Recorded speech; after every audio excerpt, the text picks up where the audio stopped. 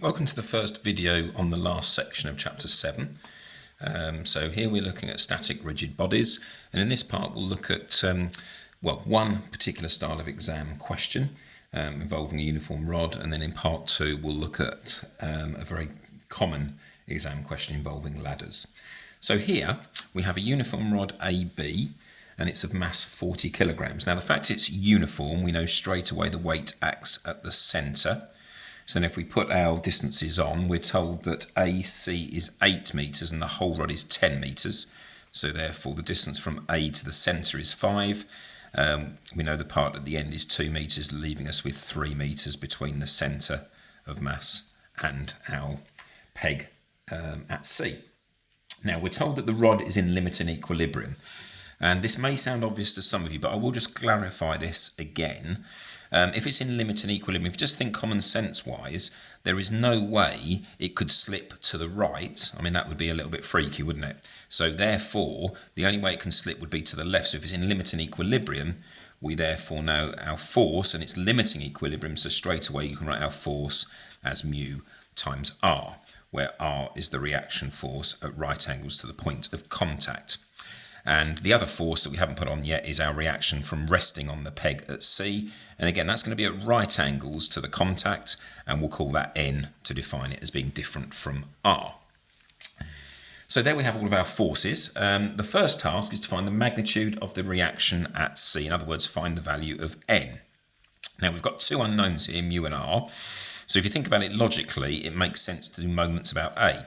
So if we do moments about that point there, we automatically eliminate mu r and r from our equation. So the only unknown we're going to have is n.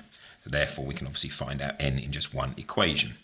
So always explain carefully what you're doing. So if we do moments around A in a clockwise direction, and again, the fact is in limiting equilibrium, therefore the sum of the anti-clockwise moments will equal the sum of the clockwise moments. So what we need to do, the easiest way of doing this is to consider the component of our weight that's at right angles to our point there, so we can use our distances along the rod.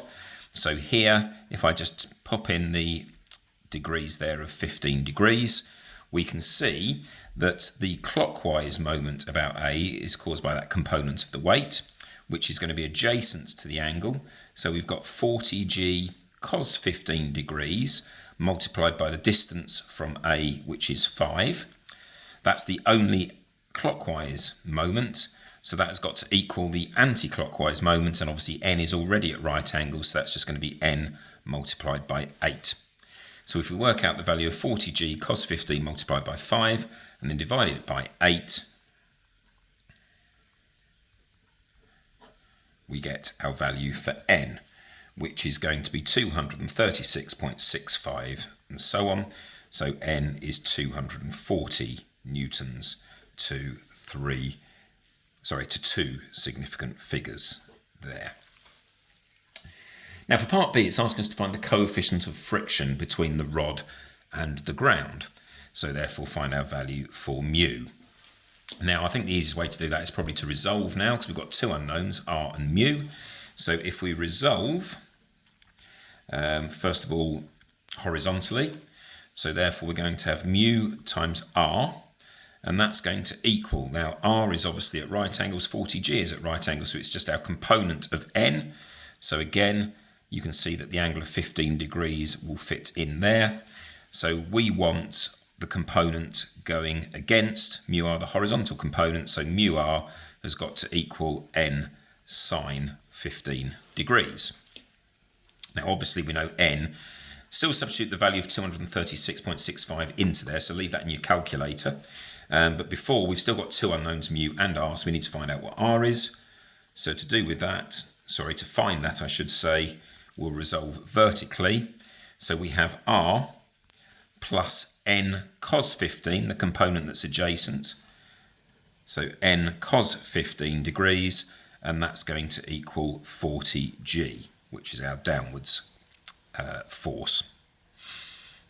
So we can find out what r is. So r is going to equal 40g minus n, which, as I say, keep the actual value in your calculator, times by the cos of 15 degrees. So that will give us a value of R to be 163 newtons. And then we can substitute that into our first equation. Again, just calling them 1 and 2. So then substituting into equation 1, we get that mu multiplied by 163 is going to equal n, 236.65 multiplied by the sine of 15 degrees. And then if we do that value divided by 163, we get the value of mu to be 0.37. Again, to two significant figures. So if you now look at the second video, we'll look at an example involving ladders.